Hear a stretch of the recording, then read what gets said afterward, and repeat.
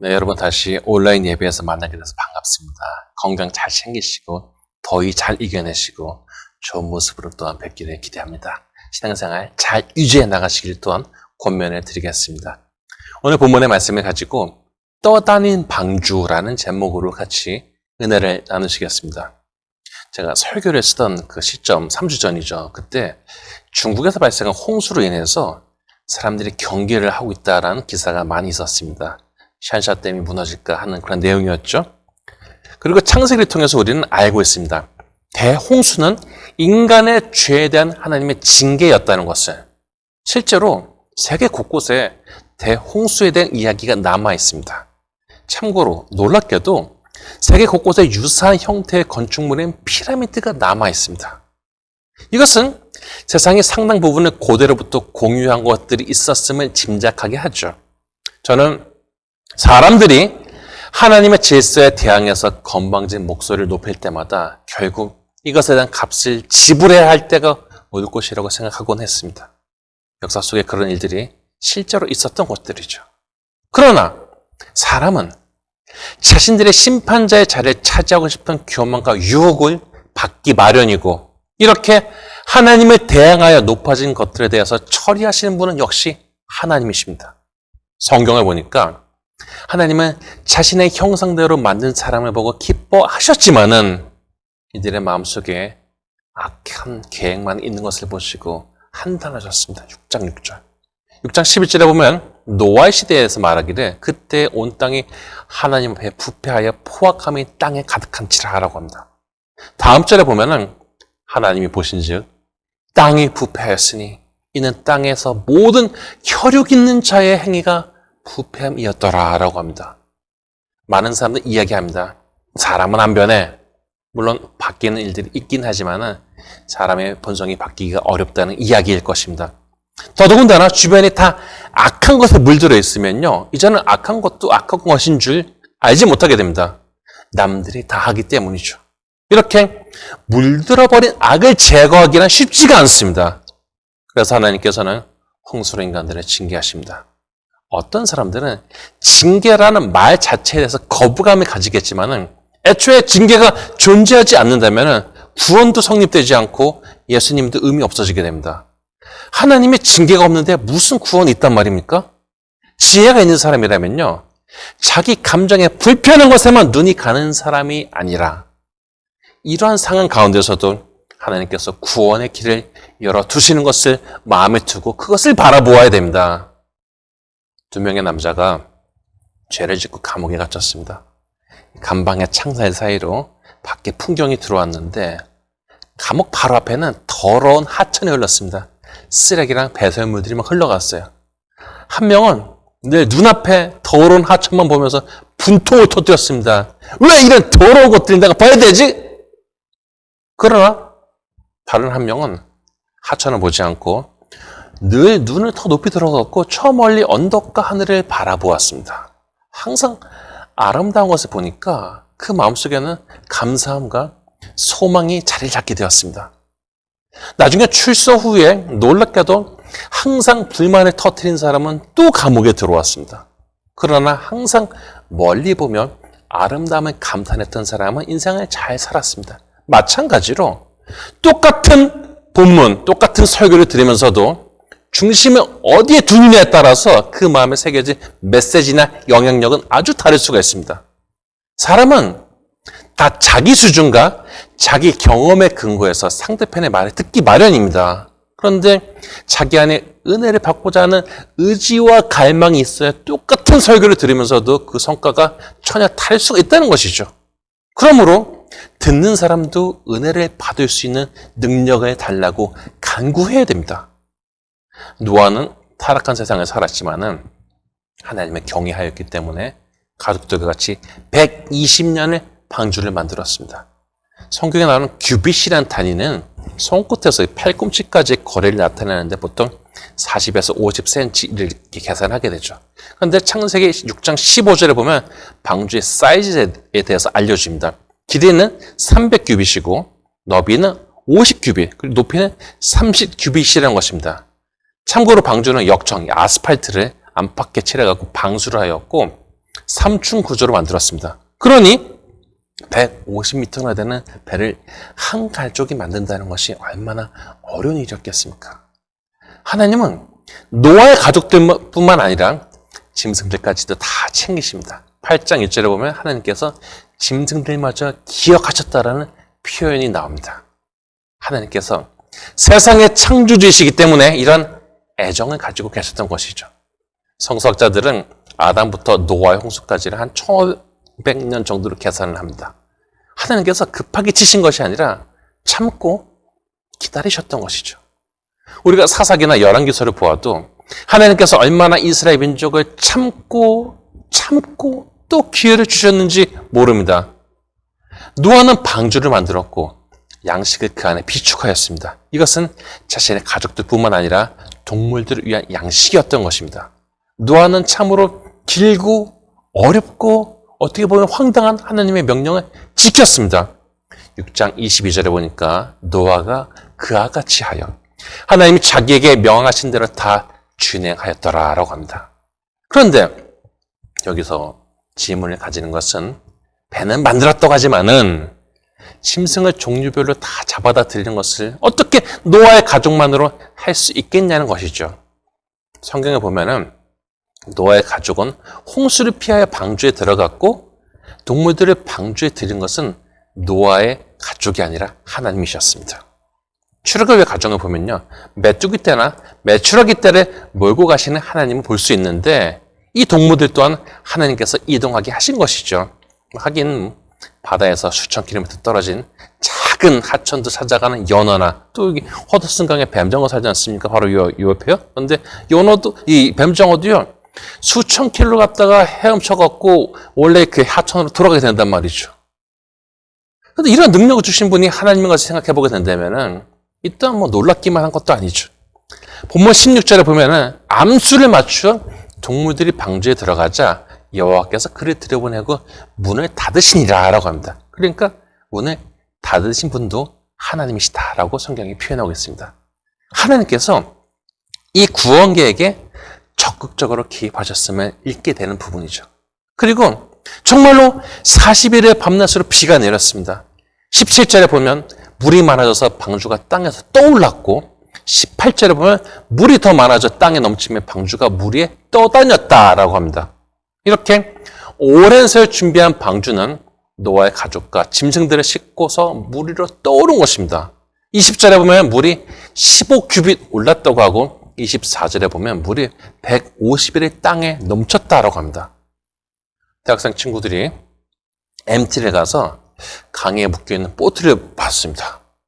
술김에 이들은 보트에 올라탔고 막 이렇게 보트를 묶고는 끈을 풀고서 강 한복판으로 나갔어요. 아, 시원한 밤바람에 기분이 막 좋습니다. 그런데 그 중에 한 명이 얼굴이 사색이 돼갖고 소리칩니다. 누가 없어! 누가 없어! 아니, 누가 없으면요, 이 보트 어떻게 조정해야 됩니까?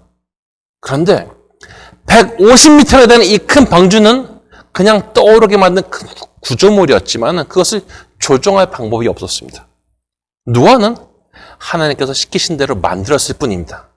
인간적으로 보면은 황당하게도 방주를 조정할 방법이 없었습니다. 그냥 떠 있는 것이었습니다. 제가 미국에 처음 왔을 때 과거에 인디안들이 살던 지역이 있는 그 강, 모히칸 리버, 여기 카누를 타러 갔어요. 근데 물이 많이 이렇게 올랐다고, 비가 와서 물이 올랐다고, 그래서 문을 닫았기 때문에 그 다음 주에 또 갔어요. 근데 문을 열었지만 물살이 굉장히 셌습니다. 2시간 정도 강줄기를 타고 내려가는 코스였는데 카누가 이렇게 평평한 게 있고 이렇게 얄쌍한 게 있는데 제가 탄 건 이렇게 생긴 그런 카누를 탔단 말이죠. 근데 카누가 뒤집어져 버렸어요. 당연히 놀랐고요. 얼마 전에 2주 전에 산 디지털 카메라도 같이 빠져버렸습니다. 저는 흐르는 물살 속에서 카누가 이렇게 코너로 갈 때마다 부딪히지 않으려고 반대 방향으로 노를 저었는데 부질없게도요. 반대 방향으로 노를 졌는데도 그런데 빠른 속도로 더 빨리 속도로 달려가갖고 카누가 부딪히고 뒤집어지는 것입니다. 한 4번 뒤집어진 것 같습니다. 카누에 물이 가득 찬 상태로 겁에 질려갖고 여러 번 부딪힌 다음에야 2시간 만에 겨우 도착할 수가 있었습니다. 야, 내 돈 주고 이게 무슨 고생이냐라는 생각이 들었습니다. 나중에 깨달았지만은 코너를 돌 때에는 카누가 나가는 방향에 반대로 노를 뒤로 저어갖고 방향을 조종해야 된다는 것을 그렇게 깨닫게 되었습니다. 이렇게 작은 카누도요, 물살이 있으면 조종하기가 어려운데 150m나 되는 방주를 어떻게 조종한단 말입니까? 상식적으로 하려면은 이 방주를 물 위에 띄워놓고 조정에 대해서 오랜 기간 숙달해야 이것을 운용할 수 있지 않겠습니까? 그런데 방주는 물 위에 그냥 떠 있었습니다. 아예 방향을 조정할 수가 없었습니다. 그러나 인류와 생명체의 보존이라는 이 막대한 사명과 역할을 가진 이 방주의 선장은 노아가 아니라 하나님이셨습니다. 곳곳에서 큰 물살이 밀려올 상황에서 이 생명의 방주를 안전하게 운행하신 분은 하나님 자신이셨습니다. 제가 참 좋아하는 그림이 있습니다. 어렸을 때부터 봤던 그림인데요. 한 청년이 폭풍이 막 몰아치는 가운데 배에 조타수를 잡고 있습니다. 폭풍이 막 몰아치는데 사람의 마음이 얼마나 어렵겠습니까? 우리가 비가 마구 쏟아지는 밤에 자동차 운전대만 잡아도 마음이 어려운데 바다 한가운데서 흔들리는 배를 조종하는 사람의 마음은 어떠하겠습니까? 그런데 이 청년의 뒤에 있는 어떤 분이 청년의 어깨에 한 손을 얹으시고 그가 가야 할 방향을 지시하십니다. 이분이 바로 예수님이십니다. 예수님은 자신의 길이라고 하셨는데 심지어는 폭풍이 치는 바다에서도 길을 여시는 분이 예수님이십니다. 2020년은 많은 사람들에게 충격으로 다가올 해라고 생각됩니다. 예상치 못한 일로 인해서 인생의 항로나 계획이 변경되거나 지연된 사람들이 얼마나 많겠습니까? 솔직히 우리는 우리가 가야 할 길을 정확하게 알고 가지 못합니다. 마치 전 세계가 물에 잠긴 가운데 떠있는 작은 배 같은 것이 우리의 인생입니다. 수영장에서요, 수영 잘하는 사람이 나 수영 잘해. 이 수영장에서는 내가 최고야 하는 사람을 바다 한가운데 갖다 놓으면 수영 잘할 것 같습니까? 작은 경험을 한 사람이 인생의 바다를 건너며 영적인 여정을 가야 할 때 자기가 믿던 과거의 것들이 커다란 폭풍 앞에서 얼마나 도움이 되겠습니까? 하나님께서는 방주를 운행하셨고 마침내 방주는 안전하게 땅에 도착하였습니다. 하나님께서 노아에게 나오라고 하시니 노아의 가족들과 생물들이 나왔고 하나님은 이들에게 생육하고 번성하라고 하십니다. 8장 21절에 보면 노아의 제사를 받으신 하나님은 사람의 마음에 계획하는 바가 어려서부터 악함인 것을 말씀하시지만 다시는 모든 생물을 홍수로 멸하지 않을 것을 약속하시고 무지개를 보여주십니다. 8장 22절에 보면 하나님은 땅에 있을 동안에 심음과 거둠과 추위와 여름과 겨울과 낮과 밤이 쉬지 아니하리라고 하십니다. 그거 원래 그런 거 아니야? 라고 생각하지 않습니까? 그런데 이 말씀을 통해서 이것을 가능케 하시고 운행하시는 분이 하나님이심을 다시 한번 상기하게 됩니다. 우리가 당연하게 생각하는 낮과 밤, 여름과 겨울, 이게 그냥 오는 것이 아니고 하나님께서 운행하시기에 가능한 것이죠. 우리가 살고 있는 지구가 자전하지 않습니까? 자전하면서 낮과 밤이 오는데 이 속도가요, 이 이동하는 속도가 1700km라고 합니다. 마의 속도로, 마보다 더 빠른 속도로 막 초음속 제트기처럼 막 돌고 있는 거죠. 그리고 지구가 태양을 돌지 않습니까? 공전하지 않습니까? 그런데 이 속도가 11만 km라고 합니다. 11만 km. 놀랍게도 태양 가까이 가서는 자동차가 마치 코너링 하듯이 속도를 줄이고 탁 속도 줄이다가 다시 돌아서는 재빨리 또 이렇게 달려나간다는 것입니다. 진짜 자동차처럼 이렇게 지구가 달려가고 있다는 것이죠. 이것이 가능한 것은요, 우리가 사는 지구의 운전자가 하나님이시기 때문입니다. 엄청난 속도로 날아가고 있는 직경 4만 km의 지구라는 우주선을 타고 우리는 날아가고 있는 것입니다. 그것도 뱅글뱅글 돌면서 말이죠. 그래서 낮과 밤이 있고 여름이, 겨울이 있을 수가 있는 것입니다. 이렇게 하나님의 개입하심이 없으면요, 하루도 살 수 없는 인간이 하나님 앞에서 교만한 소리를 하면서 악을 저지르면 어떻게 되겠습니까? 우리는 우리가 탄 배의 선장님이신 하나님을 신뢰하고 존중해야 됩니다. 우리가 자신의 배를 난파당하게 하고 싶지 않다면 선장님의 지도를 따라가는 것이 가장 지혜롭습니다. 저는 방주를 생각하면서요. 성경에서 가장 작은 배를 또한 생각했습니다. 그것은 모세가 타고 있던 갈대 상자였습니다. 아주 잘생긴 아이를, 사내 아이를 낳았지만은 정치적인 핍박으로 인해서 아이를 키울 수 없었던 한 마음 아픈 어머니가 갈대 상자의 역청과 나무 지네치라고 아기를 나일 강가 갈대에 놓았습니다. 나일 강은요, 세계에서 제일 큰 강입니다. 항상 범람하는 강이고요. 에티오피아에서 흘러와서 애굽으로 흐르는 강인데 모세의 엄마 요게벳이 얼마나 잘 처리를 했는지는 모르겠지만은 갑자기 물속에 동물이 튀어나오거나 바람이 불어갖고 상자가 어디에 부딪히기로 한다면은 상자는 뒤집어질 것이었습니다. 애초에 아기를 물 위에 띄운다는 자체가 얼마나 위험한 일입니까? 그러나 요게벳에서는 선택의 여지가 없었습니다. 우는 아기가 걸리면은 나일강에 아예 던져 버려질 수밖에 없었기 때문이죠. 그런데 이 작은 배의 안전을 지키신 분은 하나님이셨습니다. 아무것도 할 수 없는 아기가 타고 있는 갈대 상자를 안전하게 하시고 또한 바로의 공주가 이것을 보게 하십니다. 이렇게 하나님은 작은 아기가 탄 갈대 상자도 그리고 생물들을 잔뜩 태운 150m의 방주도 안전하게 하셨습니다. 저는 최근에 그레이하운드라는 영화를 보고 왔습니다. 원작 소설인 선한 목자, 그 셰퍼드를 영화한 것인데요. 2차 세계대전 당시에 미국에서 영국으로 가는 수송선을 저지하기 위해서 독일은 유보트, 잠수함을 이용해갖고 3,500대의 배를 차가운 바다에 침몰시켰습니다.